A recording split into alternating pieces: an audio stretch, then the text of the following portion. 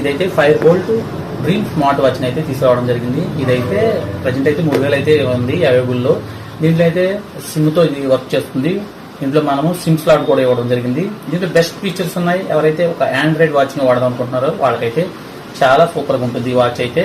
దీంట్లో display 1.6 mH పెద్ద display అయితే ఇవ్వడం జరిగింది. నెక్స్ట్ చూసుకున్న స్లిమ్ స్లాట్ కూడా దీంట్లో ఇవ్వడం జరిగింది. 4G కానీ వైఫై మీద కానీ పనిచేస్తుంది స్లాట్ అయితే.